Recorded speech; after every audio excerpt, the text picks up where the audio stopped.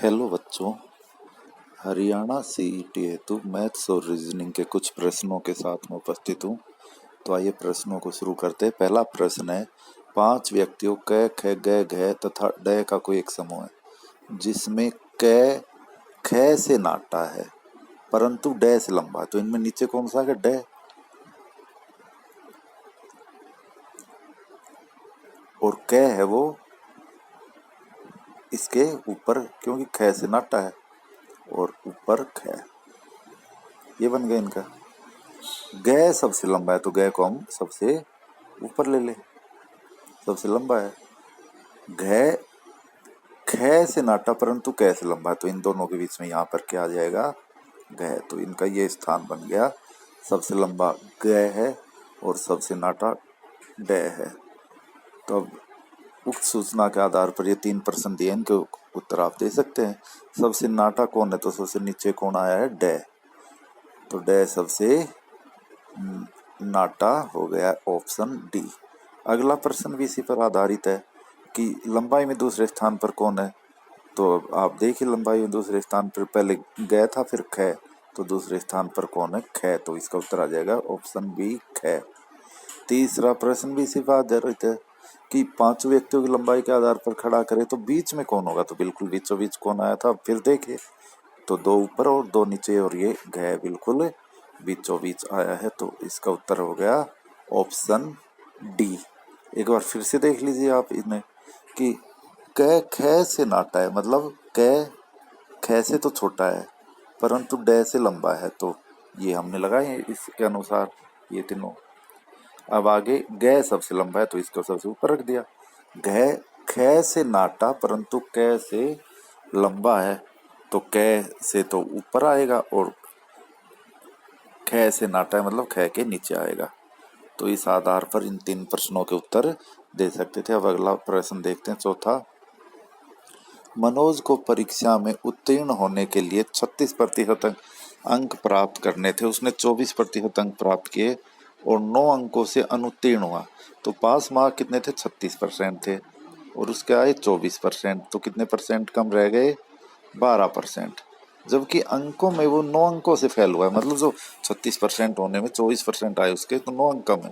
तो जो ये 9 अंक है ये कुल अंकों के 12% के बराबर है। तो 1% कितना हो जाएगा? 9/12। और कुल अंक मतलब पूर्णांक मतलब 100%। तो गुणा में 100। अब आप काट लीजिए, 3 तिया 9, 3 चौक 12 और 4 से 100 को काटेंगे तो 25। 25 थी 75 अंकों की कुल परीक्षा थी। एक बार फिर समझ लीजिए कि 36% पास होने के लिए आवश्यक थे, उसने 24% प्राप्त किए, तो कितने कम रह गए? 12%। और 9 अंकों से फेल हुआ है, मतलब अगर 9 अंक और आ जाते तो उसके 36% हो जाते। इसका मतलब जो ये 12% है ये 9 अंकों के बराबर है। तो 1% हो गया 9/12, कुल पूर्णांक मतलब 100%। तो 9/12 गुणा में 100। एक कस्बे की वर्तमान जनसंख्या 1,76,400 है।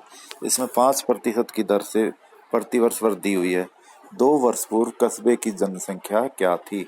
तो देखिए, अब 1,76,000 2 वर्ष बाद हुई है, वर्तमान है, मतलब आज की है, और 2 वर्ष पहले की पूछी है और ये 5% बढ़ रही है। तो इसका मतलब क्या हुआ? ये पिछले साल की 105% है और 2 साल है, तो इसलिए आप 2 बार 105 ले लीजिए आप फोन में, और ऊपर 2 बार क्या लेंगे? 100। तो 100 इंटू 100। अब आप काट लीजिए, तो 5 से काटेंगे, यहाँ 20 आ गया, यहाँ 21, यहाँ 5 से काटे, यहाँ भी 20 आ गया, यहाँ 21। अब 21 से इसको डिवाइड करोगे तो 21 8 168, 21 चौके 84 और 2 जीरो है वो, और फिर इस 21 से 8400 को काटोगे तो 400 पे कट जाएगा। अब इनकी गुणा कर लीजिए तो कुल कितनी आ जाएगी? 1,60,000, यानी ऑप्शन बी। एक बार फिर समझ लीजिए कि कुल जो आज की कस्बे की जनसंख्या है वो है 1,76,400। अब ये 5% प्रतिवर्ष बढ़ती हुई 2 वर्ष में हुई है, तो मतलब 2 वर्ष पूर्व तो कम जनसंख्या थी, तो 1,76,400 है। ये पिछले साल की जनसंख्या में 5% बढ़ोतरी के बाद है, मतलब उसकी 105% है। तो 100% कितनी हो जाएगी? 1,76,400 अपॉन में 105 गुणा में ऊपर 100। ऐसे ही 2 बार ले हम, क्योंकि 2 साल का समय, अगर 3 होता तो 3 बार लेते। अब अगला प्रश्न करते हैं। दो संख्याओं के वर्गों का योग 68 है और उनके अंतर का वर्ग 36 है। तो वर्गों का योग मतलब ए स्क्वायर जमा बी स्क्वायर, अगर ए और बी संख्या मानने हम, तो उनके वर्गों का योग मतलब ए स्क्वायर जमा बी स्क्वायर बराबर है 68। और उनके अंतर का वर्ग संख्या है, उनके अंतर का वर्ग यानी ए घटा बी हो गया अंतर उन संख्याओं का, और उसका वर्ग मतलब ये स्क्वायर इक्वल टू 36 है। तो उनका गुणनफल क्या होगा ये हमने बताना है। तो अब a माइनस बी का स्क्वायर अगर हम खोले तो क्या आता है? 1 की 2 जमा बी की 2 घटा 2ab, और ये बराबर है कितना दे रखा है हमें? 36। अब हमने इनका गुणनफल ज्ञात करना, मतलब ये भी ज्ञात करना है। तो हमें ए स्क्वायर प्लस बी स्क्वायर ऊपर से पता है, यहाँ इनकी जगह क्या कितना रख ले? 68। तो क्या होगा ये? 68 घटा 2ab बराबर 36। तो घटा 2ab को उधर ले जाएंगे, क्या हो जाएगा? जमा 2ab। और इधर क्या हो जाएगा? 68 घटा 36। इसको तो हम इधर ले गए और इसको इधर लाए, तो ये माइनस के थे प्लस के हो गए, और ये 36 प्लस के थे माइनस के हो गए। तो 2ab इज इक्वल टू 32 और ab is equal to 32 upon 2 यानी कि 16 उत्तर आ जाएगा 32/2। तो ए इसका सही उत्तर हुआ। अगला प्रश्न है। एक नल एक टंकी को 16 घंटे में भर सकता है, परंतु उसके तल में छेद होने के कारण उसे 24 घंटे में भर पाता है। यदि टंकी भरी है, पूरी भरी है, तो वह छेद से कितने घंटे में खाली होगी? तो देखिए नल 16 घंटे में भर रहा था, जबकि नल और छेद दोनों चले तो कितने घंटे में भरी? 24 में। अब हम इनका एलसीएम ले ले, 16 और 24 का एलसीएम कितना था? 48। 48 यूनिट की हम टंकी मान ले, तो ये भरने वाला 16 घंटे में भर रहा है, मतलब 3 यूनिट भर सकता है।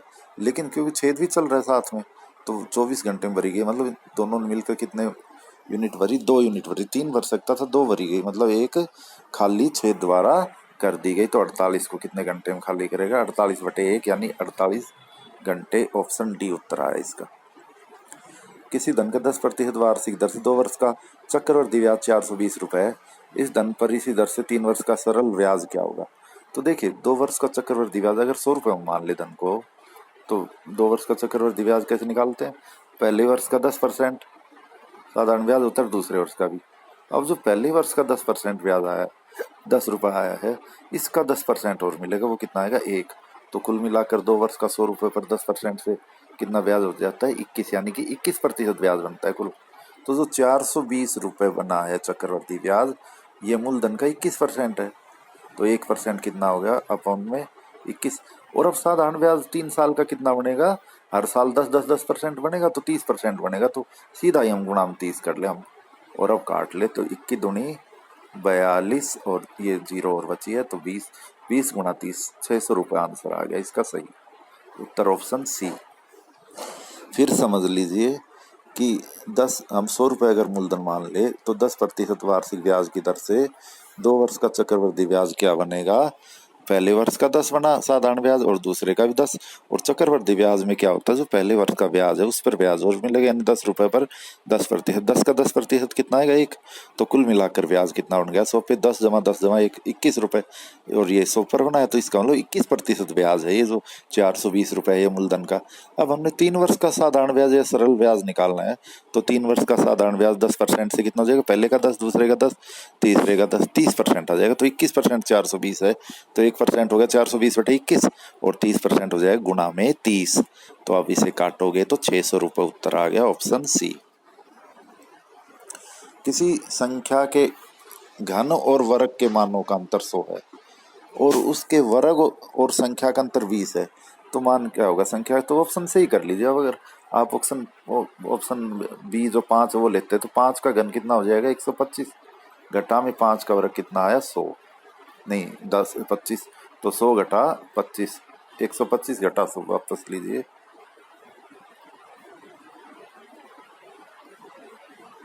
तो कितना हो गया? घन तो हुआ था 125 और वर्ग हुआ था 25, तो इनका अंतर कितना आ गया? 100। सवाल में भी यही कहा। अब दूसरा और कंडीशन चेक करें कि उसके वर्ग यानी 5 के वर्ग में से अगर हम संख्या घटाएं यानी 5 घटाएं तो 20 आता, तो 20 ही आ रहा है। तो हमारा ऑप्शन बी ठीक है। आप ऑप्शन से ही ऐसे क्वेश्चनों को ट्राई करें। अगला प्रश्न 10वां। एक नाविक नदी की धारा के विरुद्ध 5 घंटे में 12 किलोमीटर की दूरी तय करता है। इसी समय में धारा की दिशा में 22 किलोमीटर की दूरी तय करता है, तो धारा का वेग क्या है? तो देखिए 5 घंटे में धारा के विरुद्ध 12 किलोमीटर गया, तो 1 घंटे में कितना गया? 12/5, 2.4 किलोमीटर। ये तो धारा के विरुद्ध चाल हो गई नाव की। अब धारा की दिशा में 22 किलोमीटर गया इतने ही समय में 5 घंटे में, तो वो चाल कितनी हो गई? 22/5, 4.4 किलोमीटर प्रति घंटा धारा की दिशा में हो गई। अब धारा का वेग पूछा है तो हम क्या करेंगे? अगर शांत जल में नाव का वेग पूछा होता तो इनको जोड़कर आधा करते, लेकिन धारा का वेग पूछा है तो क्या करेंगे? हम इनका अंतर लेंगे, तो 4.4 में से 2.4 घटाएंगे तो कितना है? 2, और उसका आधा ले तो 2/2 कितना आ गया? 1 किलोमीटर प्रति घंटा। ऑप्शन ए इसका सही उत्तर आएगा। तो पहले ऐसे प्रश्नों में जब किसी नाव की या व्यक्ति की धारा के विरुद्ध चाल दे रखी हो और धारा की दिशा में चाल दे रखी हो तो उसे हम क्या करेंगे? प्रति घंटा में बदल लें। अब 5 घंटे में दे रखी तो 1 घंटे की हम निकाल सकते हैं प्रति घंटा मतलब, तो वो निकाल ले। और अब जब दोनों हमें चालें पता लगी गई तो उनका जोड़ के अगर आधा कर लेंगे तो शांत जल में चाल आ जाएगी, और अगर घटा कर आधा करेंगे तो धारा की चाल आ जाएगी। तो इसमें धारा की चाल पूछी है तो इसका मतलब घटाकर आधा करें। अब अगला प्रश्न। 8 मजदूर एक काम को 16 दिनों में पूरा कर लेते हैं। 8 ने मिलकर 2 दिन काम किया, तो अब हम यूं पढ़े कि 2 दिन तो वो काम कर चुके 16 दिनों में से, तो 14 दिन का काम बचा उनका। तो कितने यूनिट काम बचा? 14 गुणा में 8 मजदूर है इसलिए गुणा में 8। अब यूं कह रहा है अब 8 मजदूर और आ गए, तो मतलब 8 तो थे, 8 और कुल कितने हो गए? 16। तो ये कितने दिनों में करेंगे? तो आप हमें 16 कर लीजिए। 8 दूनी 16 और 2 से 14 काटोगे तो 7 दिन। ऑप्शन डी इसका सही उत्तर होगा। 12वां सवाल है। ए अकेला एक काम को 16 घंटे में, बी 20 घंटे में और सी 24 घंटे में करता है। 16 में ए, बी 20 में और सी 24। तो पहला काम क्या है? इनका एलसीएम ले हम 16, 20 और 24 का। तो इसका एलसीएम थोड़ा बड़ा ही आएगा, निकाल लीजिए। 4 से भाग करने पर 4, 5, 6 आए, उनकी गुणा कीजिए और फिर 2 पर और जाएगा, तो कुल मिला के इसका एलसीएम 240 आ जाएगा। आप निकालोगे तो सही। वैसे इन सवालों में अगर एलसीएम आप ज़्यादा भी ले लेते हैं तो उत्तर गलत कभी नहीं आता है। 480 भी ले लेते तो उत्तर यही आएगा। अब ये 16 घंटे में 240 यूनिट हमने टोटल काम मान लिया जो एलसीएम आए, तो 16 घंटे में करता तो 1 घंटे में कितनी करेगा? 15 यूनिट। बी 1 घंटे में कितनी करेगा? 240/20 12, और सी 240/24 10 यूनिट करेगा। तो जितनी यूनिट वो कर रहे हैं उसी अनुपात में उनको मजदूरी मिलेगी। अब बी की मजदूरी पूछिए तो कुल मजदूरी यानी 777 रुपये गुणा में जिसकी मजदूरी पूछी उसका अनुपात बी और बटे में अनुपाती योग। इनका जोड़ आप कीजिए 15, 12 और 10 का 37। अब काट लीजिए। 37 दूनी 74, 37 एकम 37। 21 गुणा में 12 करेंगे तो 12 एकम 12, 12 दूनी 24 और 1 25, 252 रुपये आ गई। बी की मजदूरी ऑप्शन बी। वह छोटी से छोटी संख्या ज्ञात करो जिसमें 15, 18, 27 तथा 35 का भाग देने पर 9 शेष बचे। तो पहला काम क्या है? 15, 18, 27 और 35, इनका क्या निकाले हम? एलसीएम। पहला काम ये है ऐसे सवाल। छोटी से छोटी संख्या मतलब एलसीएम और बड़ी से बड़ी संख्या मतलब एचसीएफ। तो ये 3 पर जा रहे हैं तो 3 पे भाग कीजिए। अब अजय संख्याओं से भाग करना, आपने ये ध्यान रखना है। 5, 6, 9 और 35 भाग नहीं हो रहा, इसे 35 लिख लीजिए। अब 6 और 9 फिर 3 से भाग हो रहे तो फिर 3 से कर लीजिए। तो 5, अब 6 को 3 से भाग किया 2 और 9 को 3 से भाग किया 3, और जो भाग नहीं होते उसे ऐसे लिख लेते हैं। अब ये 5 और 35 है, ये 5 से भाग हो रहे हैं तो 5 एकम 5, 2 नहीं हो रहा, 3 भी नहीं हो रहा और ये 7। अब इनका एलसीएम निकालने के लिए इन सब की हम गुणा करें। 3 गुणा में 5, 45 दूनी 90, 90 गुणा में 3 270 और 270 गुणा में 7 तो कितना आ जाएगा? आप 270 को 7 से रफ में गुणा करोगे तो 1890। लेकिन अब हमने क्या दिया है कि 9 शेष बचे तो इसमें 9 जोड़ लीजिए तब 9 शेष बचेंगे। तो 1899 ऑप्शन डी इसका सही उत्तर है। 14वां, हरि के पास कुछ गायें तथा कुछ मुर्गे हैं। उनके सिरों की संख्या 48 और पैरों की संख्या 140 है, तो कितनी गायें? गायें निकालनी है तो सारे मुर्गे मान लीजिए, तो 48 मुर्गे हो गए क्योंकि सिर 48 है। और हर मुर्गे कितनी टांग होती है? 2, तो कुल टांग कितनी हो जाएगी? 96। जबकि सवाल में कितनी टांग दी है? 140 दी है, जबकि है 96, तो कितनी कम है? आप घटा लीजिए, 44 टांगे कम है। अब अगर एक मुर्गे की जगह एक गाय लाएंगे हम, तो सिर तो वही रहेंगे 48, यानी कुल मिलाकर जानवर तो 48 ही रहेंगे, लेकिन टांगे 2 बढ़ जाएगी। तो कुल 44 बढ़ाने के लिए कितनी गाय लानी पड़ेगी? 44/2, यानी कि 22 गायें हैं इसमें। तो ऑप्शन बी इसका सही उत्तर होगा। 15वां सवाल है, घड़ी की मिनट की सुई 12 पर है और घंटे की सुई उसके चाल की दिशा में 120 डिग्री कोण बनाती है। यानी ऐसे बन रहा है कि मिनट की सुई तो यहाँ है 12 पर और घंटे की सुई 120 डिग्री का कोण बना रही है, मतलब 4 पर। ये बन रहा है ये। तो घड़ी में समय क्या होगा? तो आप क्या कीजिए कि वही फार्मूला लगा लीजिए कि थीटा बराबर है 11m/2 घटा 30h। इससे आप निकाल सकते हैं इसको आराम से। तो थीटा मतलब कोण कितना है दोनों सुइयों के बीच? 120। और मिनट की सुई 12 पे है, मतलब कितने बजे हैं? 0 मिनट है, 12 पे 0 लेंगे हम, तो 11 गुणा हम 0/2 लेंगे तो 0 हो जाएगा। घटा में 30h, h हमने ज्ञात करना है। अब ये 30 इधर लाएंगे तो 120 के अपॉन में आ जाएगा, तो h बराबर है 120/30। तो माइनस का या प्लस का इसमें कोई फर्क नहीं डालते, ही माइनस का आया है अपॉन में, लेकिन उत्तर क्या है? 4। तो हम क्या लेंगे? 4 बजे हैं, तो ऑप्शन ए इसका सही उत्तर होगा। तो इस फार्मूले से आप निकाल सकते हैं। आप वैसे भी सोच सकते थे कि मिनट की सुई तो 12 पे और 120 डिग्री कोण बनाना है, तो घंटे की सुई अगर 12 से 1 पे जाती है तो 30 डिग्री का कोण बनता है, 1 से 2 पे जाएगी फिर 30 और, यानी कुल 60 का हो गया। तो 4 पे जाएगी तो 120 हो जाएगा, 30 चौके 120। अगला एक, कक्षा के 34 छात्रों का औसत भार 46.5 किलोग्राम है। यदि अध्यापक का भार और जोड़ लिया जाए तो औसत भार 500 ग्राम बढ़ जाता है, आधा किलोग्राम बढ़ जाता है। तो अध्यापक का भार क्या है? तो देखिए 34 छात्र थे, उनको आधा किलो अध्यापक अपने भार में से देगा, तो 34 गुणा में आधा मतलब 1/2, तो 17 किलो तो उनको दिया। और फिर जो नई औसत बनी कितनी होगी? आधी बढ़कर आधा किलोग्राम बढ़ के 46.5 में तो 47 हो गई। तो वो अपना भार इतना और रखेगा, तो कुल अध्यापक का भार कितना आ गया? 64 किलोग्राम। ये तो होगा शॉर्टकट तरीके से ऑप्शन डी। अगर आप चाहें तो बड़े तरीके से कर ले, अगर ऐसे समझ नहीं आया कि 34 छात्रों का औसत भार 46.5, तो उनका कुल भार कितना हो जाएगा? 46.5 गुणा में 34, आप गुणा कर लीजिए रफ में, तो 34 5 170, 0 हासिल आई 17, 34 छिक्कम 204 और 17 हासिल थी 221 का 1 हासिल 22 और 34 चौके 136 और 22 158। ये आ गए इनकी गुणा। 0.1 के बाद तो ये दशमलव लगाई तो 1581 किलोग्राम आ गया इनका भार 34 छात्रों का। अब अध्यापक भी जोड़ लिया तो कितने हो गए? 35 और औसत बढ़कर कितनी होगी? 47। तो अब 35 गुणा में 47 बार हो जाएगा, इनकी गुणा आप कर लीजिए। तो 35 7 245 का 5 हासिल 24 आएगी। और अब 35 चौके 140 और 24 164, ये आ गई गुना। अब इनका अंतर आप निकाल लीजिए। 5 में से गया 4 और 14 में से 8 गया 6, 64 किलोग्राम अध्यापक का भार आ गया। ये बड़े तरीके से भी ऐसे आप करते तो ज़्यादा समय नहीं लगा, गुना करने में ही आपको जो समय लगेगा वही लगेगा, लेकिन इसमें गलती होने की संभावना नहीं होगी। किसी भिन्न के अंश और हर और अंश प्रत्येक में से एक जोड़ने पर भिन्न का मान 2/3 हो जाता है, और उसके हर और अंश प्रत्येक में से एक घटाने पर मान 1/2 हो जाता है। भिन्न क्या होगी? तो ऑप्शन से ही ट्राई करेंगे हम। तो अंश तो होता है ऊपर वाला और हर होता है नीचे वाला भिन्न में। तो 2/5 इन दोनों में क्या जोड़े हम? अंश में भी 1 और हर में भी, तो कितना हो जाएगा? 3/6। तो ये कट के कितना है? 1/3 हुआ, जबकि सवाल में क्या दिया है? 2/3 हो जाता। तो ये तो ऑप्शन सही नहीं है। अगला ऑप्शन ले 3/5। अब अंश में 1 जोड़े तो 4 हो जाएगा और हर में 1 जोड़े तो 6, और ये कट के कितने आ गया? 2/3। पहली कंडीशन सेटिस्फाई हो रही है। अब दूसरी भी देखें, दूसरी क्या है? प्रत्येक में से 1 घटाए 3/5 के, अंश में से 1 घटाया 2 बचा और हर में से 1 घटाया 4 बचा, कट के कितना आ गया? 1/2।